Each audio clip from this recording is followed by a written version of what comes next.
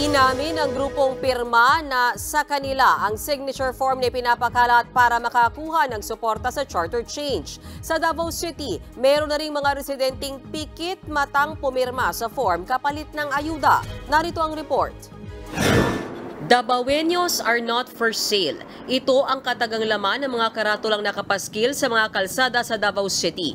Pangontra raw yan sa mga kumakalat na signature campaign sa lungsod na nangihikayat ng People's Initiative para sa charter change. May kapalit daw na ayuda ang pipirma, kaya ang ilan, pikit matang lumagda. Papirma lang dala nilang papel. Pinapirma lang kami sa dala nilang papel. Hindi ko na binasa. Diretso na lang ako pumirma. Kasi meron daw ipapamigay sa amin. Panghatag sa mua. Chacha man daw to. Charter change daw yun. Pumirma lang din kami kasi sabi nila survey lang daw. Nakausap din ng News 5 ang inutusang mangalap ng pirma. Depensa niya, hindi sapilitan ang pagpirma bagamat nagbigay sila ng coupon para sa hanggang 3,000 pisong ayuda. Ang People Initiative. Merong iba na hindi na lang namin pinipilit. People's Initiative nga. Ibig sabihin, hindi sapilitan. Pipirma ka man o hindi, at least pinag-intindi namin kung ano ang nakalagay sa papel.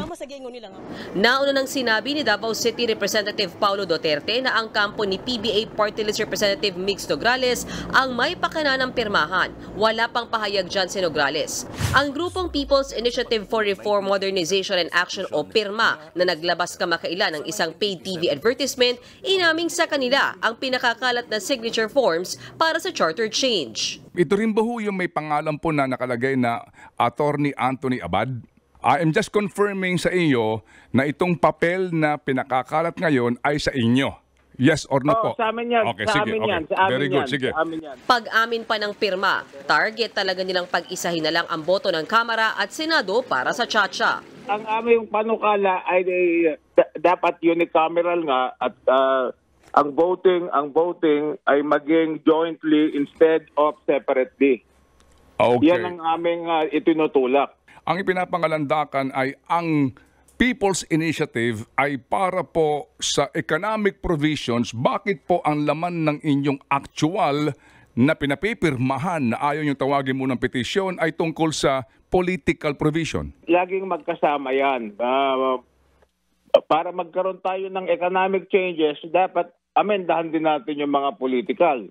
Ayon kay Senate Majority Leader Joel Villanueva, tigilan na ang panlilinlang so umano'y pamimili at panunuhol kapalit ang mga pirma para itulak ang charter change. Git ni Villanueva, pansariling interes lang ng iilang ganid sa pwesto ang may pakana ng mga ito. Naghain na kahapon ng resolusyon si Senator Amy Marcos para imbestigahan ang umano'y signature buying. Bukas naman daw si Senator Francis Tolentino na imbestigahan ito ng Senado sa kanilang pagbabalik sesyon. Pabor naman daw siya sa Chacha basta economic provisions lang ang gagalawin at hindi ito mamadaliin. It has to be explained fully well to the people. Paliwanag ano yung pros and cons, ano yung may dudulot nito sa kabuhayan nila, ano may dudulot sa agrikultura. Kailangan maliwanag, kailangan yung information campaigns, hindi po biglaan.